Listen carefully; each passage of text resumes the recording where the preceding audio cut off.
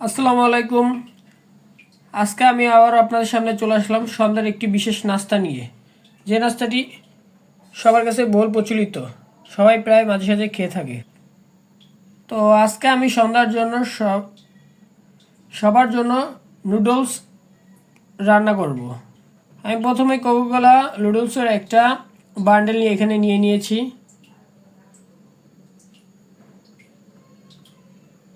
তারপর এই রান্নাটি করার জন্য আমি এখানে কিছু মটরশুঁটি ব্যবহার করব। মটরশুঁটি নুডলসের মধ্যে দিলে খুব ভালো লাগবে খেতে।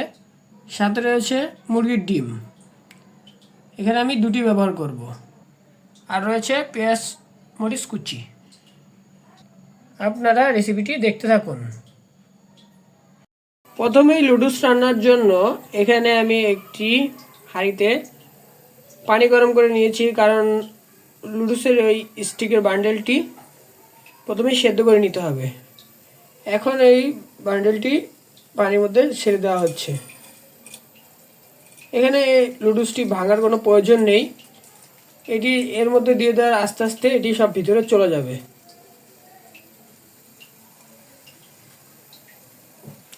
আমি একটু নুডলসগুলো উল্টিয়ে দিলাম। নুডলসের এক প্রান্ত সেদ্ধ নরম হলে এটি আস্তে আস্তে সম্পূর্ণ পানিতে ডুবে যাবে।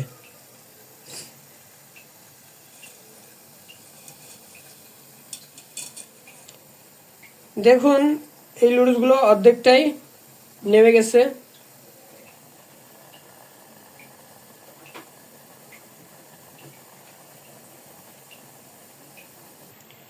এখন এখানে সবগুলোই পানিতে ডুবে গেছে। দেখুন,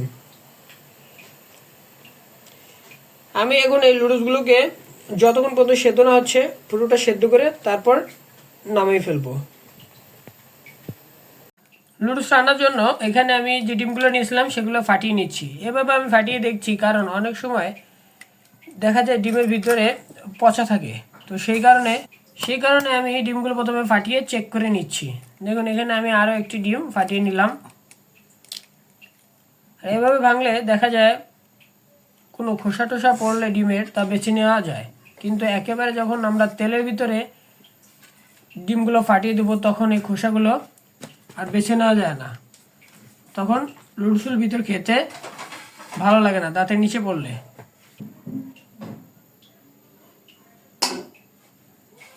একটি নুডলসে যত ডিম দেওয়া যাবে ততই নুডলসের স্বাদটি দ্বিগুণ বেড়ে যাবে। এই জন্য আমি এখানে দুটি ডিম ব্যবহার করছি। এইদিকে আমার নুডলসগুলো সেদ্ধ হয়ে গেছে। এখন আমি এগুলোকে পানি ঝরা দিয়ে দিব। দেখুন, এগুলোকে আমি ঠান্ডা পানিতে ধুয়ে তারপর পানি ঝরা দিব।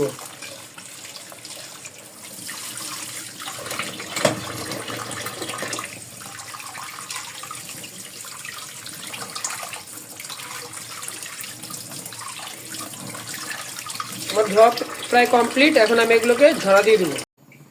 এই নুডলসটি রান্না করার জন্য আমি এখানে একটি চুলোর মধ্যে কড়াই বসিয়ে দিয়েছি। প্রথমে এই নুডলস রান্নার জন্য দিয়ে দেওয়া হলো পরিমাণ মতো তেল।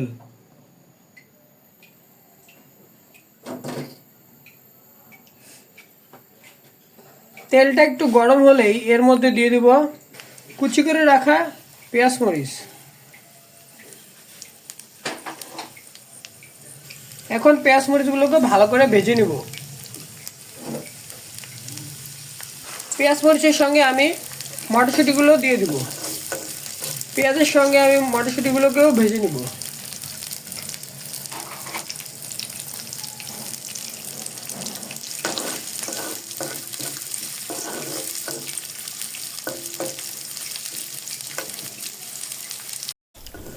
পেঁয়াজ মরিচগুলো হালকা ভাজা হলে এর মধ্যে আমি দুটো ডিম যেগুলো ফাটিয়ে রেখেছিলাম সেই দুটো ঢেলে দিলাম। এখন এই ডিমগুলোকে পেঁয়াজ মরিচের সঙ্গে ভালো করে ভেজে নিতে হবে কিছুক্ষণ ধরে। এই সময় চুলার আঁচটা হালকা কমিয়ে রাখতে হবে। বেশি বাড়িয়ে দিয়ে ডিমটা ভাজা ভাজা করা যাবে না, ডিমটা পুড়ে যেতে পারে। এই জন্য চুলার আঁচটা হালকা কমিয়ে দিতে হবে।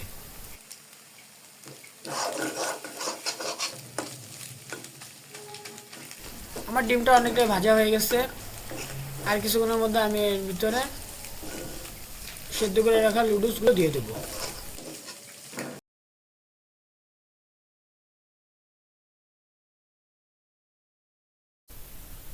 এখন আমি নুডলসগুলো দিয়ে দিলাম। এরপরে ডিমের সঙ্গে নুডলসগুলোকে ভালো করে সুন্দর করে মিশিয়ে নিতে হবে।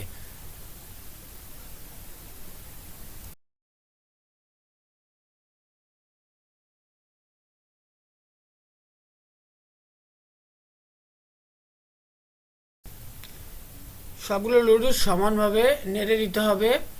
আর এরকমভাবে নুডলসগুলো নেড়ে দেওয়ার পরে কিছুক্ষণ ধরে ভেজে নিতে হবে।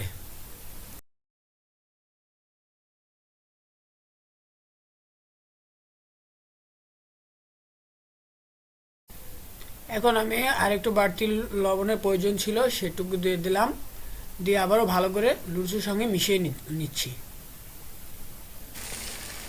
এরপর আমি এক্সট্রা স্বাদের জন্য দিয়ে দিচ্ছি টেস্টিং সল্ট। টেস্টিং সল্ট দিলে নুডলসের স্বাদটা দ্বিগুণ লাগবে এবং খেতে ভালো লাগবে। টেস্টিং সল্ট যে কোনো খাবারে ব্যবহার করা যায়, মাছ, মাংস, ডিম, খিচুড়ি, সবজি ইত্যাদি জিনিসের মধ্যে ব্যবহার করা যায়। আশা করি এটি আপনারা ব্যবহার করে দেখেছেন, কেমন লাগে খেতে। যদি না করে থাকেন তাহলে এই টেস্টিং সল্ট ব্যবহার করবেন, ভালো লাগবে খেতে। তো আমার দুর্দান্ত স্বাদের সন্ধ্যার নাস্তার নুডলস তৈরি হয়ে গেল। আমি এটি একটি প্লেটে করে সার্ভ করছি। দেখুন কত সুন্দর লাগছে দেখতে। আমার মনে হয় বিভিন্ন তেলের ভাজা পোড়া না খেয়ে সন্ধ্যার সময় এই নুডলস রান্না করে খেলে এটি স্বাস্থ্যের জন্য খুবই উপকারী হয় এবং পুষ্টিগুণও সমৃদ্ধ হয়। তো আপনারা বাসায় এই রেসিপিটি ট্রাই করবেন এবং সন্ধ্যার সময় এটি খাওয়ার চেষ্টা করবেন। ধন্যবাদ সবাইকে। আল্লাহ হাফেজ।